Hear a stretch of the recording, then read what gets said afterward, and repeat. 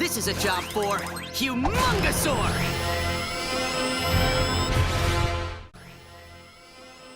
මේ වීඩියෝ එක බලන ඔයා අනිවාරෙන් බින්ටින් වසික එන ඔයා මේ හිව් මංගසෝකින් කැරක්ට එක එහමනකම් මේ මහා උපග දෙවන්දයකින් කැරක්ටක සම්බන්ධය අනිවාරෙන් තරමක් වේවලෝ දන්නවා සමරක් විට මෙයාගේ ෆේවරි ඒලීන වෙන්න පුළුවන් බින්ටින් ඇනිමේෂන් සිටසරි කෝම හරි අද අපි මේ හිව් මංගසෝකින කැරක්ට එකේ කුංච් දේවල් ටිකක් කෙටියෙන් කතා කරමු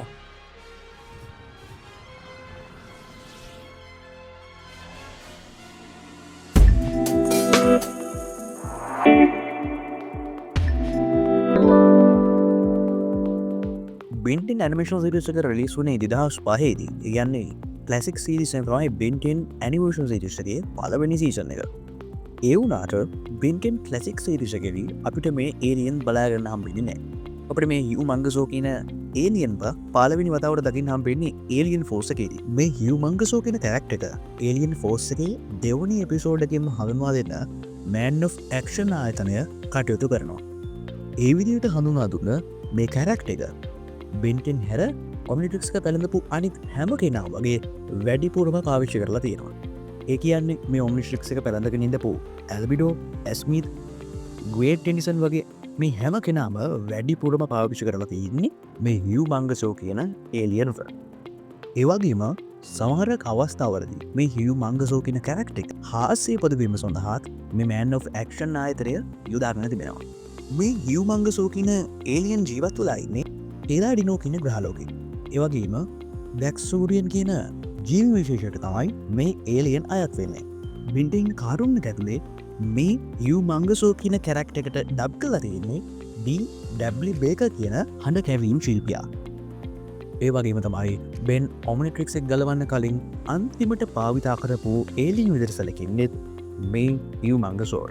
ඒ වගේම තමයි අල්ටිමේට් පවර්ස් තියෙන අල්ටිමේට් හියුමංගසෝව අපට බෙන්ටෙන් අල්ටිමේට් ඒලියන් සීරිස් එකේදී හඳුන්වලා දෙනවා. මේ අල්ටිමේට් හියුමංගසෝ නෝමල් හියුමංගසෝට වඩා ටිකක් බරින් ප්‍රමාණයනුත් විශාලය වගේම මේ අල්ටිමේට් හියුමංගසෝ නෝමල් හියුමංගසෝට වඩා බලයෙන් ප්‍රමාණයෙන් වැඩි.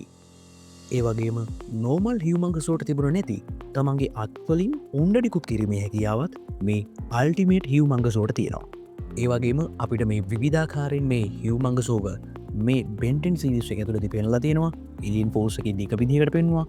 අල්ටිමේට් ඒලියන් එකේදී තව අල්ටිමේට් හියුමංගසෝ කෙනෙක්ව පෙන්වුවා. රීබූට් සීරීස් එකේදී තවදුරටත් මෙයාගේ රූපේ වෙනස්. ඒ වගේම ඔමනිවර්ස් එකට එද්දී මෙයාගේ රූපේ තව ටිකක් වෙනස් වෙලා. ඒ වගේම ජෙලීගේ මහවුරුද දැවැන්තියාගේ එකතුවක් අපිට බලා ගන්න පුළුවන් වුණා ඔමනිවර්ස් එකේදී. මේ හියුමංගසෝගේ හැකියාවන් ගැන කතා කරොත් එහෙම මේ හියුමංගසෝට හැකියාව තියෙනවා ලොකු පිම්මක් පයින්න. ඒ කියන්නේ කිලෝමීටර් ගානක් දුරට ඉහලින් පයින්න මේ හියුමංගසෝට හැකියාව තියෙනවා. ඒ විදිහක් නෙමෙයි මොහුගේ එක අත්පොඩියකින් ලොකු කම්පන ශක්තියක් ඇති කරන්නත් මේ හියුමංගසෝට හැකියාව තියෙනවා. ඒ වගේම ගින්නෙන් මෙයාට ආරක්ෂා වීමේ හැකියාව තියෙනවා. සාමාන්‍යයෙන් ගින්දරෙන් මෙයාට ලොකු හානියක් කරන්න බැයි. වගේම ඩිස්කර්ඩ් බින් එක ඉන්න කාලෙදී බෙන් හියුමංගසෝ වුණාම හියුමංගසෝට තව වැඩ කැරි දාන්න පුළුවන් වුණා. ඔයාලට දැන් මේ පේන්නේ ඒ වගේ අවස්ථා කිහිපයක්.